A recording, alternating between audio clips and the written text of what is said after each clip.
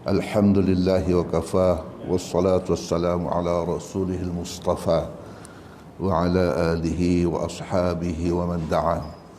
Rabbi syrah li sadri wa yassir li amri wa hlul 'uqdatam min lisani yafqahu qawli. Asbahna wa asbahal mulku lillahi walhamdulillahi la syarika lah, la ilaha illa huwa al-nusyur.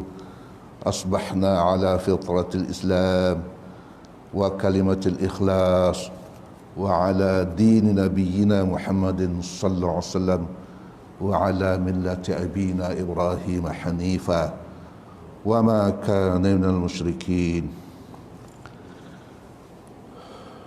Tuan Imam, para Bilal, AJK, tuan-tuan dan puan-puan, Assalamualaikum warahmatullahi taala wabarakatuh. Alhamdulillah, kita bersyukur setinggi kesyukuran kepada Allah Ta'ala kerana dapat bersama dalam kuliah ini. Alhamdulillah, setelah menunaikan fardu subuh berjamaah, dan saya di sini akan lanjutkan sedikit tentang perkongsian berkaitan satu topik yang senang cakap tapi nak buatnya memang susah. Iaitulah suatu panduan untuk kita khusyuk dalam salat kita. Tuan-tuan dan puan-puan, khusyuk ni memang suatu perkara yang amat penting dalam menunaikan salat kita. Sebelum kita nak khusyuk, nak cerita pasal khusyuk, salat tu kena sah dululah. Tak gunalah kita cakap pasal khusyuk macam-macam, orang tengok khusyuk tapi salatnya tidak ikut sunnah. Tak betul. Tak sah dari segi fiqh. Tidak menjaga rukun 13, rukun qawli, rukun fi'li, rukun qalbi. Saya perhati ialah tidak di sinilah. Tapi kalau kita pergi ke stesen, ke apa R&R ke apa semua, kadang-kadang kita tengok orang salat ni macam-macam. Style tu tak apa, jangan tidak menjaga rukun-rukun salat. Terutama yang berdiri tu tak kisah sangatlah. Rukuk kadang-kadang kita tengok, kadang-kadang di surau di masjid pun ada. Dia rukuk tak rapat dahi ke sajadah. Sujud. Sujud. Dia sujud tak rapat dahi ke sajadah. Kalau budak-budak muda di rambut style dia tu, style afro apa, dia tak rapat. Oh, alim, orang yang ni pula alim, nak kata alim tu nak cerita dia pakai kopiah. Jadi dia sujud atas kopiah. Dia sujud gitu, dia atas kopiah, tak kena dahi. Dan Syafi'i mengatakan itu tidak mencukupi syarat untuk sah sujud. 9 rukun sujud atas 7 anggota. 7 anggota kan, 2 kaki, 2 lutut, 2 tangan dan dahi yang tidak berlapik. Kita tengok ramai benda-benda macam tu boleh berlaku. Jadi insya-Allah kalau kita jaga rukun 13 tu, mubtilat 16, ada kata 10, ada kata 20, tapi maknanya ceritanya kalau masuk-masuk sana jadi 10, kalau panjang-panjangkan jadi 20 yang membatalkan salat. Dan jaga sunat-sunat hay'ah 5, sunat-sunat ad'at 5, dan sunat-sunat ahya yang banyak. Jadi kalau pertama kita nak cerita pasal khusyuk ni ialah salat itu sempurna sah mengikut sunnah Rasulullah SAW. Tuan-tuan, kalau sah salat itu baru sempurna badannya. Itu baru badannya sempurna, tapi tidak ada ruh kalau tidak ada khusyuk. Maknanya solat tanpa khusyuk seolah-olah badan tanpa ruh. Layak di kuburan sajalah. Badan tanpa ruh. Dan khusyuk ni ialah kerja hati. Khusyuk ni ialah dalam hati.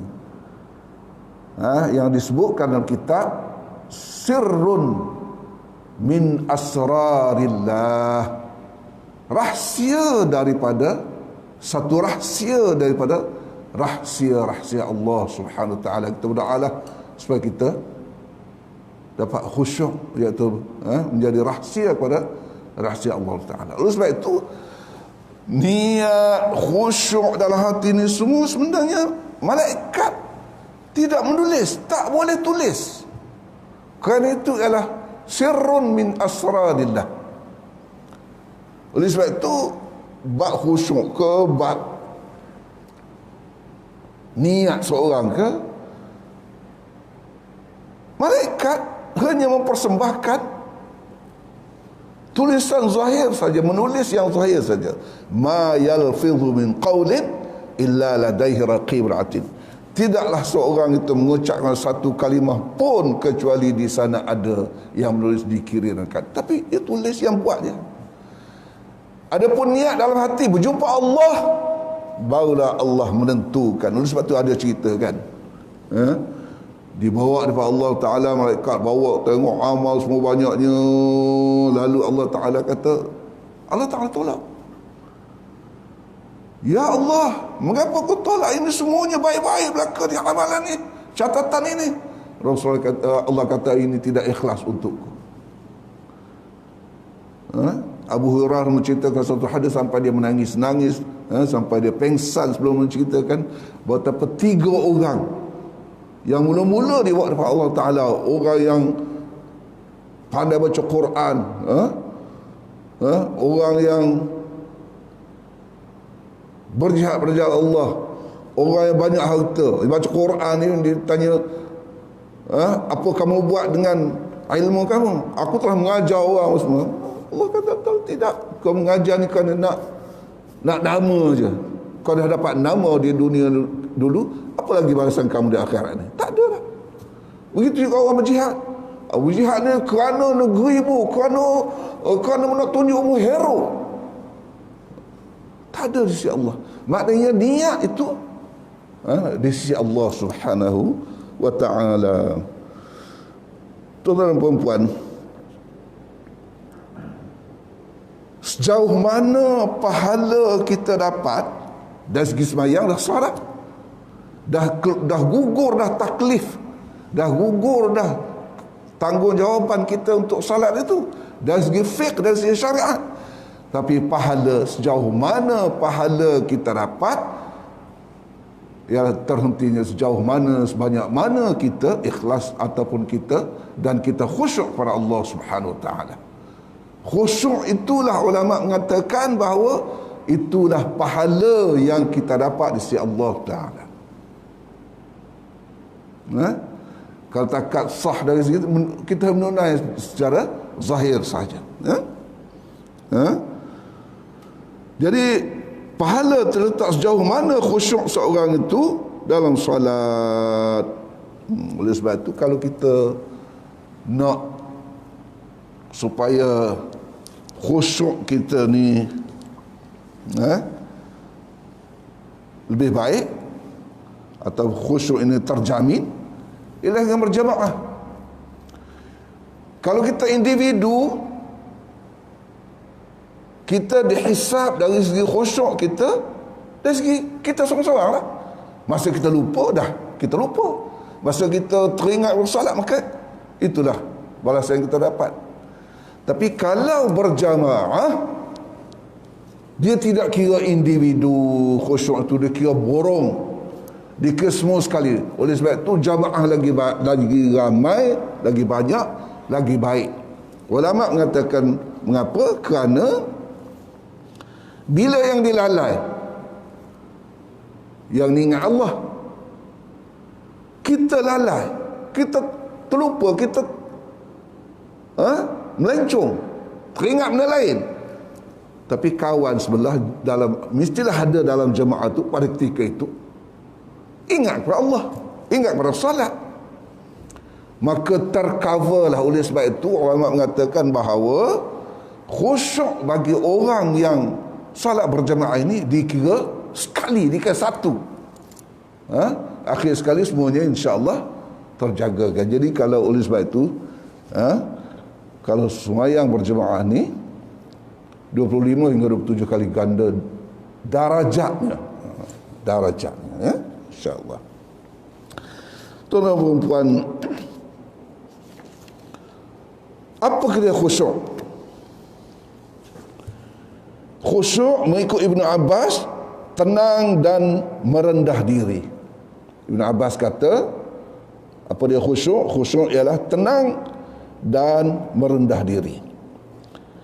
Hasan Al-Basri menyebutkan bahawa makna khusyuk ini ialah orang-orang yang takut kepada Allah Subhanahu wa taala. Sementara Atha pula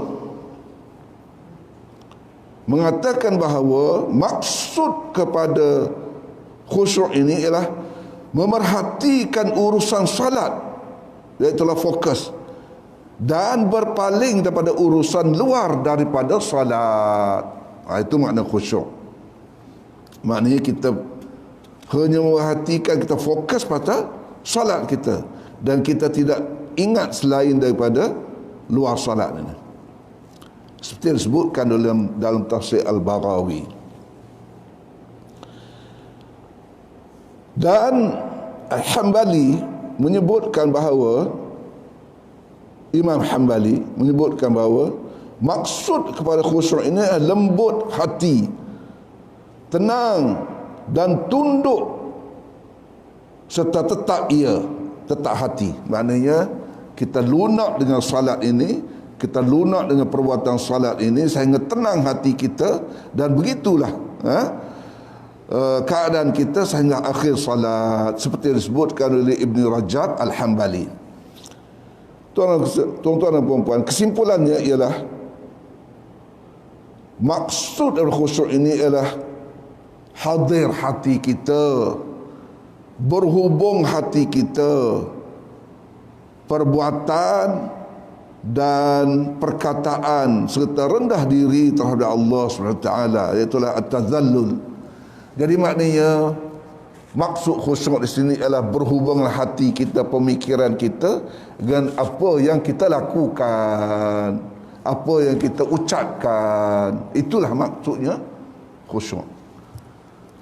Bahkan gerakan-gerakan kita itu mestilah dibuat secara sedar, baru sah salat, barulah dikira salat itu. Maknanya tak boleh, misal kata kita terkejut ke guru, terus sujud itu tidak dikira, kerana tidak sengaja. Kita kena buat dengan secara sengaja. Sujud dan terbangun kerana itu boleh terbatal salat. Kalau bunyi guru kita melompat, maknanya gerakan itu kita tidak sengaja, kan? Tidak maksudnya sepatutnya i'tidal itu secara sengaja, bukan dengan secara melenting dan sebagainya. Jadi oleh sebab itu, bila khusyuk hati, bila khusyuk hati kita, dan bila kita telah bersama dengan perbuatan dan amalan kita, akan lahirlah khudu'.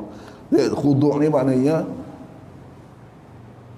anggota kita tenang, anggota kita waqar, kita tenang, dan kita ikut peraturan dan sebagainya.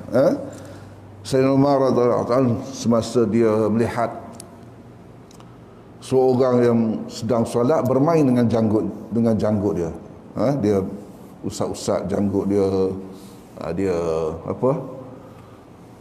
taklil, maknanya masukkan tangan dalam janggut dia. Orang Arab kan, janggut dia panjang-panjang kan, banyak-banyak, so dia main janggut. Lalu Umar menyebutkan, lau khasha'a qalbuhu la khasha'at jawarihuhu. Kalaulah dia ni hatinya khusyuk, orang ni hatinya khusyuk, tentulah khusyuk jugalah anggotanya. Maknanya tak main-main macam itulah. Tuan-tuan dan puan-puan, saya mencatatkan beberapa keadaan panduan kita kalau kita nak khusyuk. Dan khusyuk ni, khusyuk dalam solat ni, dia bermula seawal wuduk itu lagi. Seawal nak mula solat tu lagi, kita dah adakan persiapan yang sepatutnya, baru kita boleh khusyuk dengan wuduk yang sempurna dan sebagainya. Dan saya menyebutkan ataupun saya membahagikan ini kepada dua, iaitu sebelum solat dan sedang solat. Apakah benda-benda yang perlu kita perhatikan sebelum solat dan dalam solat? Okey. Sebelum solat. Sebelum solat, pertama dari segi masa, kalau kita nak khusyuk ni, iaitulah kita bersegera melakukan solat, baru solat kita. Kalau kita dah akhir dah berebut dengan dah akhir waktu dah nak apa, nak asar baru kita solat zuhur, jadi kita akan tidak tenang, tidak akan merasa kekhusyukan itu. Iaitulah bersegera. Rasulullah SAW apabila dengar azan saja tinggal habis. Sahabat Aisyah mengatakan, bila dengar saja azan, bila dengar saja laungan azan daripada Bilal, lalu Rasulullah tak kenal siapa dah, tak ada cakap apa dah, terus bersedia untuk salat. Sehingga Aisyah mengatakan, Rasulullah tak kenal keluarga dia dah, aku pun tak kenal dah. Bila dilaungkan azan, terus putus segala percakapan. Kita kalau dengar azan ni, sembah terus sembah je lah. Terus je lah, belum habis lagi topik dia kata. Rasulullah terus berhenti. Sayyidina Ali radhiyallahu anhu kata, dia orang tengok dia bila dengar azan, berubah warna mukanya, berubah corak muka Sayyidina Ali. Bila ditanya orang, dia kata, aku tak tahu ni macam mana, aku nak jumpa Allah ni, apa takutnya aku nak jumpa Allah ni, nak solat ni. Begitu sekali barulah akan mendatangkan khusyuk. Kita di mana? Kalau nak merkah A ni kan, A lah.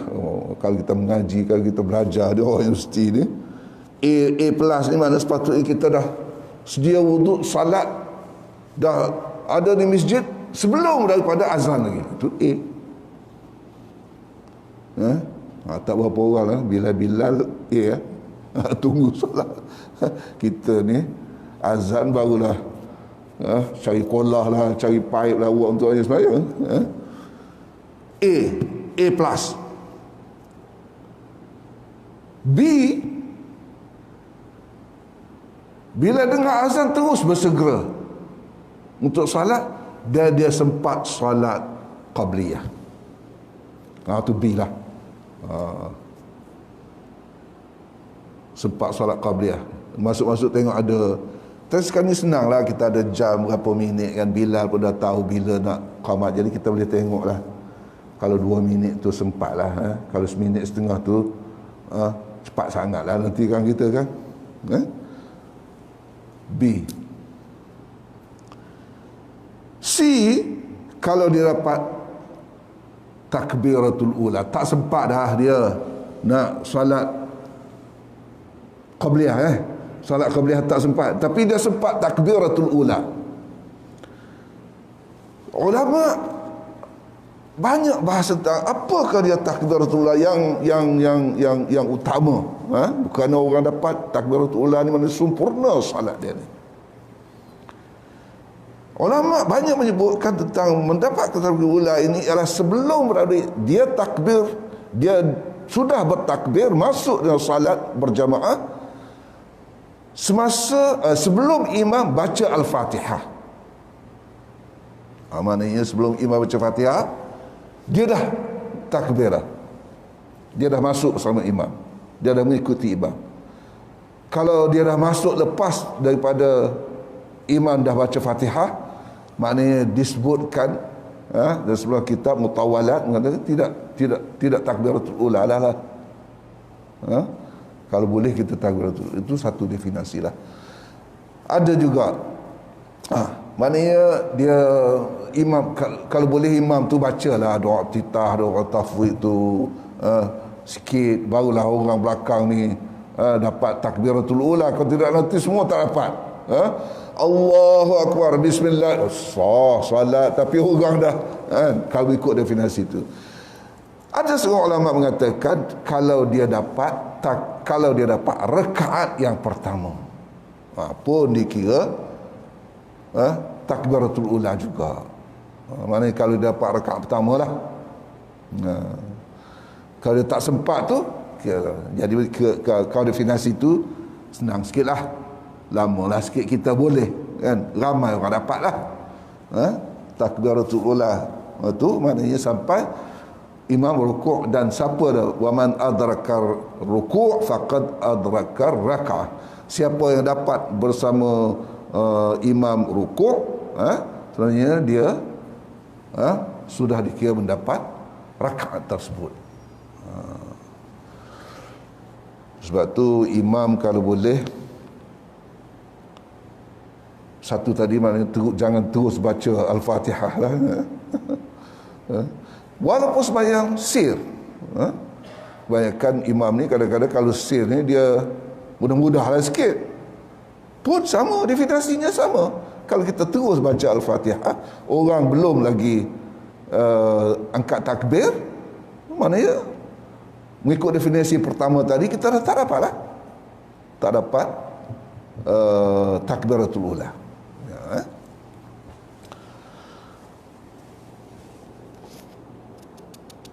Yang tadi D mendapat rakaat pertama. Okey. Yang E dia masbuk lah. Maknanya dah rakaat kedua, ketiga baru dia masuk. Dan yang F ni ke fail lah. Insiraf, mana orang dah habis dah baru dia sampai, ataupun dia salat di rumah sendiri tak.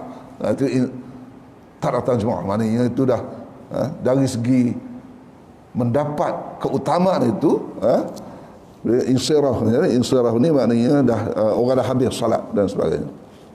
Oleh sebab itu kita kadang-kadang kita tengok ramai orang dia kejar jemaah, berjemaah sebagai berjemaah, dia tengok Allahu Akbar, dia pun berlari kejar-kejar. Ramai orang kejar jemaah. Sebenarnya itu makruh, tidak digalakkan. Tahu kita kalau di Masjidil Haram di Madinah kan, dosa jauh. Kita di hotel ni pun sebenarnya kita dah sedia awal dah, tapi bila masuk masjid jauh lagi. Maknanya kita nak kejar, so kita berlari-lari sampai kita tengok orang berlari. Sebenarnya tidak digalakkan, kerana nanti lagi dah tak khusyuk, lelah, mengah, tak sempat nafas, tak kena gaya pengsan kat situ. Jadi tidak. Sebab itu Rasul kata la tu'ajjilu, janganlah kamu bergopoh-gapah join salat ni. Fama adraktum fasallu, apa yang kamu dapat salatlah. 2 rakaat dapat 2 rakaat lah. Pahala tu Allah yang menentukan. Fama fatakum fa'atimu, apa yang kamu luput maka sempurnakanlah. Dan satu hadis lain, faqdu maka qadalah. Dia kalau kita nak cerita pasal fiqh sikit lah kan, ulama yang pegang pada fa'atimu, maka hendaklah kamu sempurnakan. Ada lafaz yang lain, wa ma fatakum faqdu, hendaklah kamu qada. Oleh sebab itu, yang mana satu kita amal ni sebenarnya? Bila kita join jemaah yang kita masbuk, dia rakaat kedua lah kata. Imam ni rakaat kedua, kita baru masuk, jadi kita rakaat kedua kita, rakaat pertama kita. Adakah kita niat ataupun kita menyangka bahawa kita ni rakaat pertama ataupun kita ni rakaat kedua macam imam? Ini pun salah. Kalau menggunakan fa'atimmu, hendaklah kamu sempurnakan, maka kita ni sebenarnya yang pertama lah. Maknanya kita ni rakaat pertama, dia rakaat kedua. Dia rakaat kedua, kita rakaat rakaat ketiga, kita rakaat kedua, dan seterusnya. Bila dia bagi salam, kita ada lagi satu, kita bangun untuk satu rakaat lagi. Dalam satu rakaat ni, kita ni rakaat ke berapa? Kalau kita menggunakan atimu, sebenarnya kita rakaat keempat. Tapi kalau kita faqdu, kita qada, dia kata dalam hadis ni qada, maka kita sebenarnya yang tadi kita ikut imam 2, 3, 4, yang lebih tu kita buat yang satu, kerana kita qada yang kita pertama. Ada hukum, 2, 3 hukum tentang itu, terutama bila nak angkat takbir pada yang kedua.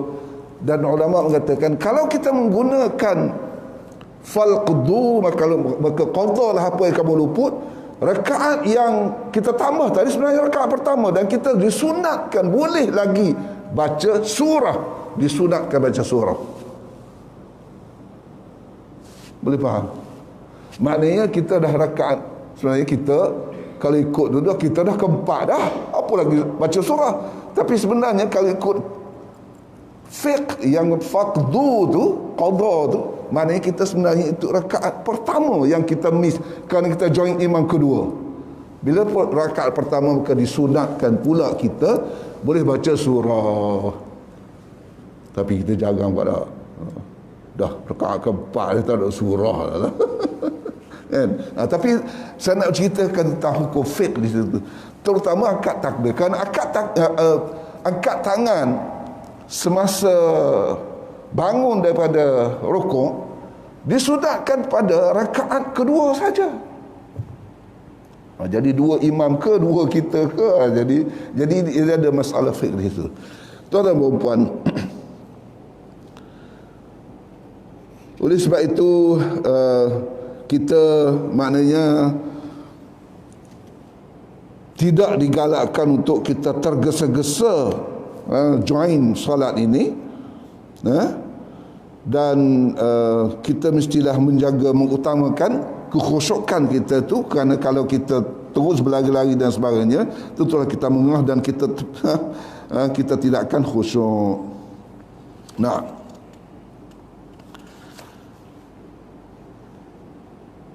pertama dari segi masa dan segera.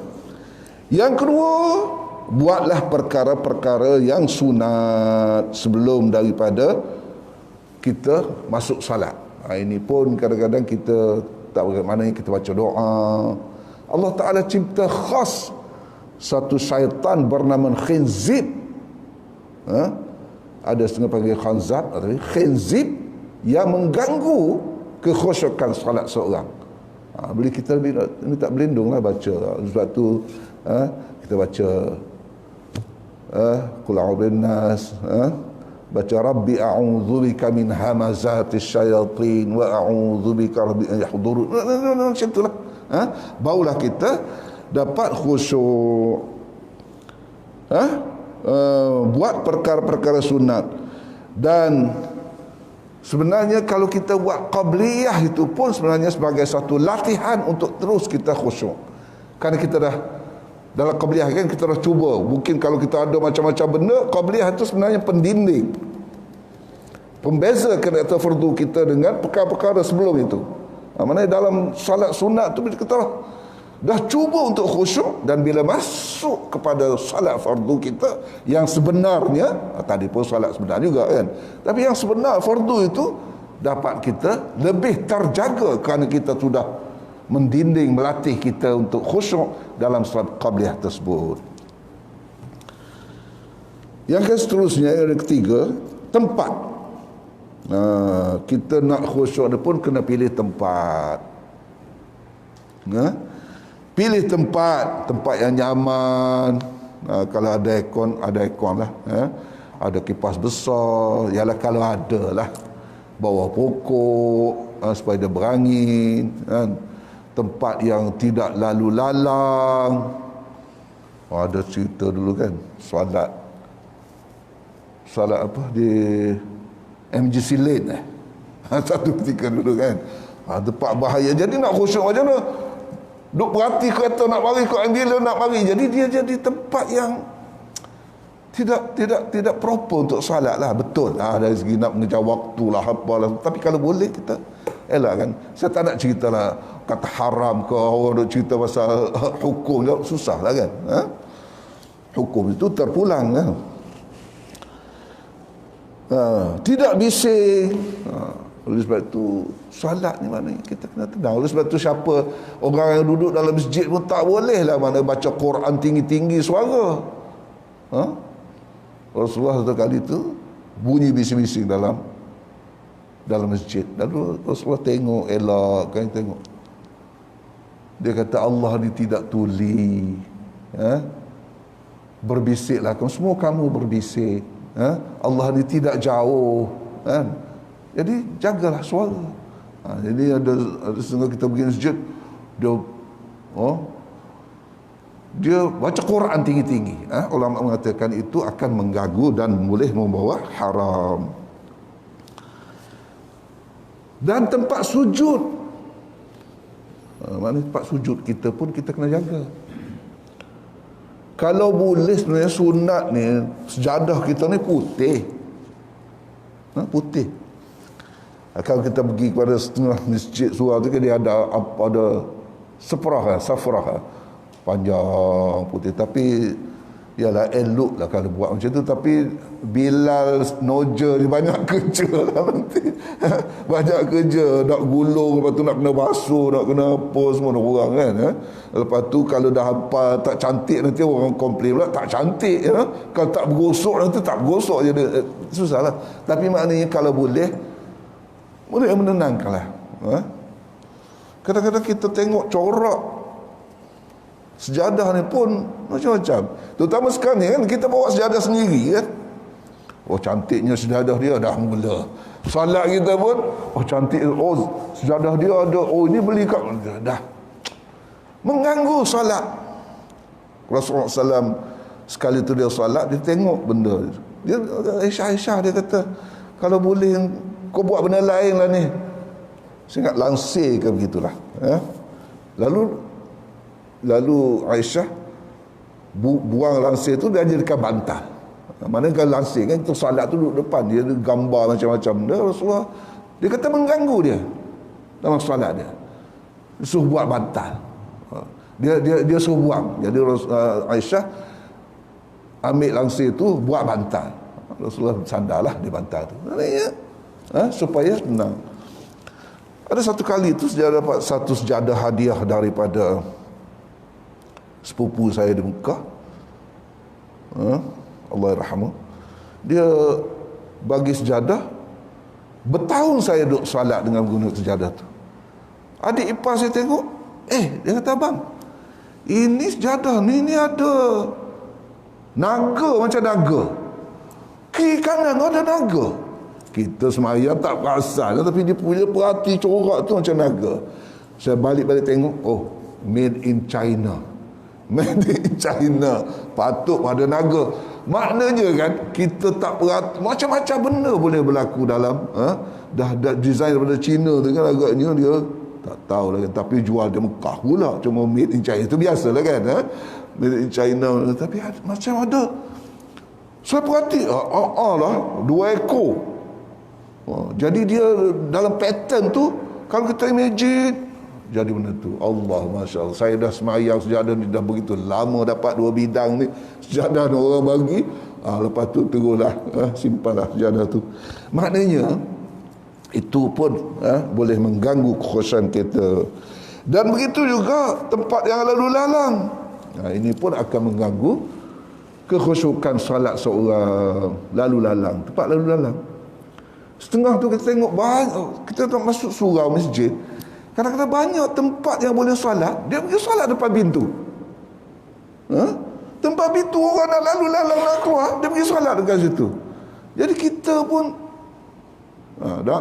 jadi sepatutnya kita cari tempat solat yang lebih nyaman. Dan setengah tempat agak bagus, ada solat, ada dia macam ada tali itu, kalau siapa nak solat sunat di belakang tali itu supaya dia tidak mengganggu orang lain dan sebagainya. Tapi ialah kalau masjid besar yang perlulah kan.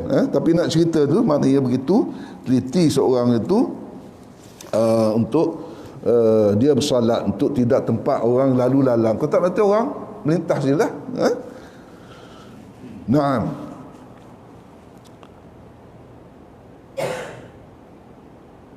Solat. Dan yang kelima, syarat untuk kita solat, yang mendapat solat yang khusyuk, ialah memutuskan hubungan kita dengan dunia. Putus ke dunia. Ini yang ramai kita belum ataupun dapat, susah kita nak amalkan. Putus dengan dunia maknanya kita sebelum masuk solat, jangan kita buat benda sampai kita boleh teringat dalam solat. Contohlah, parking kereta. Parking kereta tengah jalan mengganggu orang, kita pun aku nak solat sekejap je. Jadi kita bila solat tu teringat Allah, aku ni dah menghalau orang-orang. Lepas tu kalau kita bunyi dengar horn pula, orang horn kita ni kan, jadi kita dah tidak tenang. Oleh sebab tu memutuskan hubungan kita dengan dunia ini untuk kita mendapat solat yang lebih khusyuk. Banyak keadaan motor aku tadi kunci ke tak? Dah mula. Jadi kita tak putus. Zaman saya dulu macam kita dah buat komputer semua kan. Jadi kita berhenti tempat-tempat yang tengah duk fikir. Jadi kita akan masuk dalam solat dia kan tidak tenang, asyik memikirkan. Kita tak simpan barang kita betul-betul. Kunci. Ni kunci pun biasa juga. Aku kunci tak pintu tadi, aku kunci tak. Jadi dia tidak putus dalam dunia. Dan saya kalau cakap pasal kalau solat di rumah kan, ada orang masa commercial break dia pergi solat, tengok TV elok-elok cerita, baik-baik elok-elok cerita ni. Bila commercial break dia pergi solat. tak mau putus kita ni. Jadi bila commercial break aja, dia solat, tentulah kita akan teringat ke cerita kita tadi. Dah habis ke? Hero dah mati ke? Heroin dah mati. Jadi dia jadi tidak putus dengan dunia. Kalau orang perempuan pula tak simpan barang-barang tu betul-betul. Bila berbalik pasar taruh ikan tepi, tak simpan. Bila datang aku cakap Allah, ikan aku tadi kat mana dah? Habislah makan kucing dah. Salat kita di mana? Kita jadi mana kita tidak memutuskan dengan dunia. Jadi sepatutnya kita putuskan hubungan kita dengan dunia buat sementara dan konsentrate, fokus pada salat, barulah kita akan mendapat salat yang khusyuk. Itu beberapa panduan tentang sebelum salat. Ini panjang lagi ke? Taklah panjang sangat. Sedang salat, saya sebut reka-reka sajalah.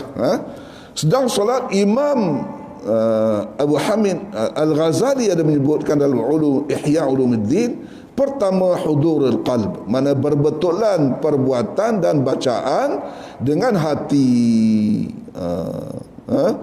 Kosongkan hati kita berkenaan perbuatan-perbuatan kecualilah solat. Mana kita konsentrate solat. Kadang-kadang kita jadi makmum pun berfikir macam-macam juga.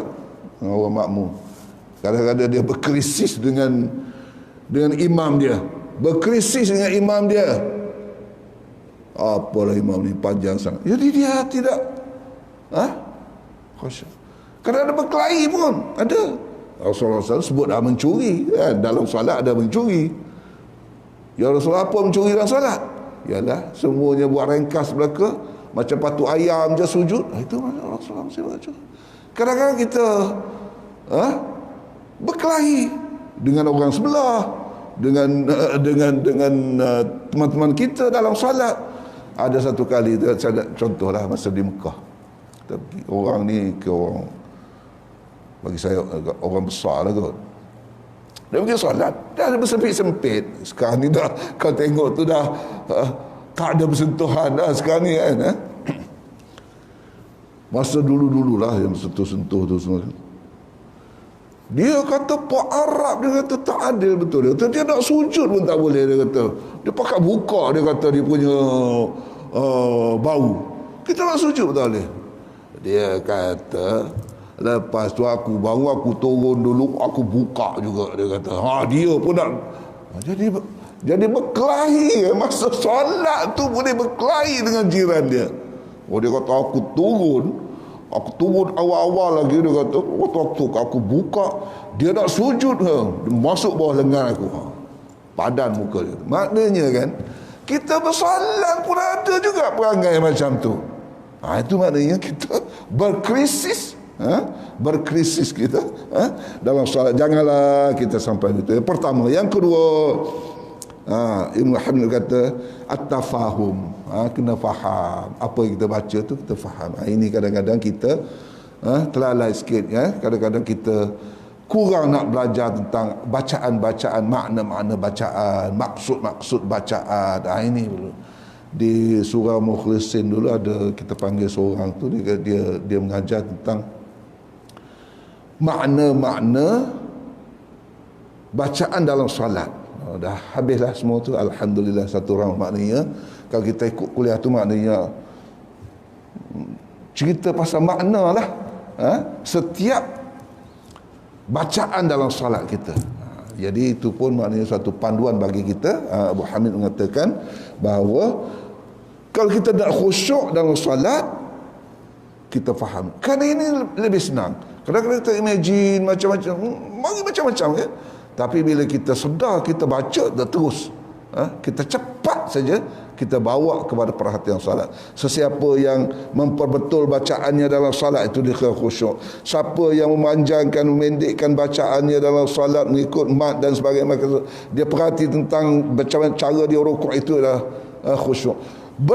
Apa juga berkenaan dengan perbuatan dan perkataan yang kita lakukan dalam salat, kalau kita fikir tentangnya, itu adalah khusyuk. Kadang-kadang kita terlari, kita bawa khusyuk.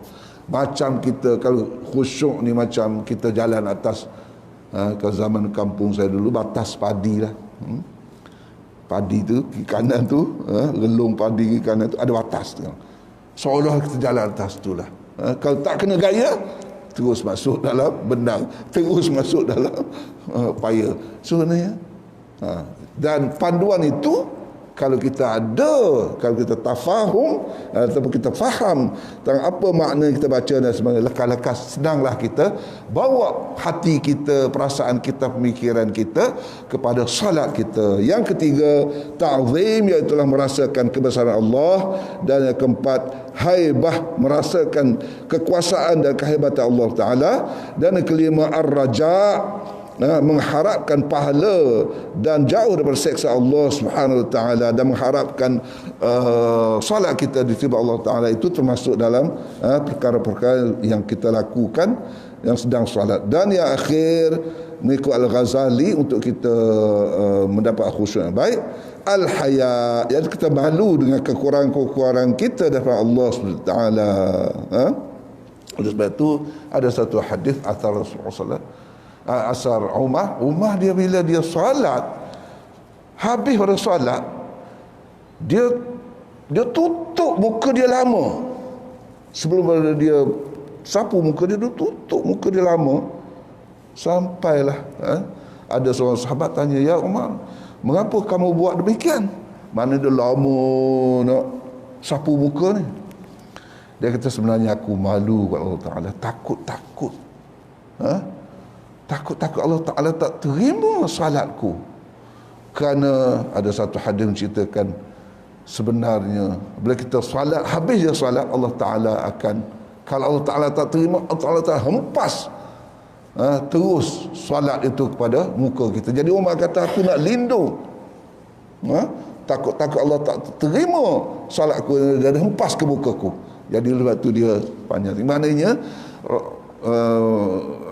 Sayyidina Umar ini merasa malu dengan kekurangan tersebut, sehingga itulah yang disebutkan dalam Al-Qawala tentang beberapa perkara yang perlu kita lakukan semasa solat, mana merasa kebesaran, kehadiran Allah, menjaga hati kita dan sebagainya. Tuan-tuan dan perempuan, itulah yang dapat saya kongsikan bersama hari ini. Terlebih masa sikit tentang khusyuk kita dalam salat. Apa yang baik itu datang dari Allah Ta'ala, dan kalau ada sebarang kekurangan, kekeliruan, sebenarnya datang kekurangan saya minta ampunan maaf dengan bahasa saya yang tidak teratur dan tidak susun. Aqulu qawli hadza wa assalamualaikum. Assalamualaikum warahmatullahi ta'ala wabarakatuh. A'udzu syaitanir rajim. Bismillahirrahmanirrahim. Alhamdulillah alamin wassalatu wassalamu ala asyrafil anbiya'i wal mursalin wa ala alihi wa sahbihi ajma'in.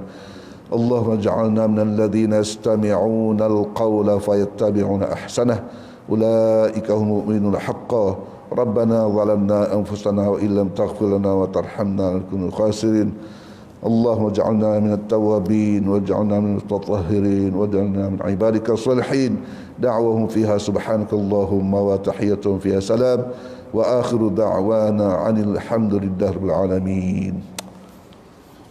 تقبل الله منكم.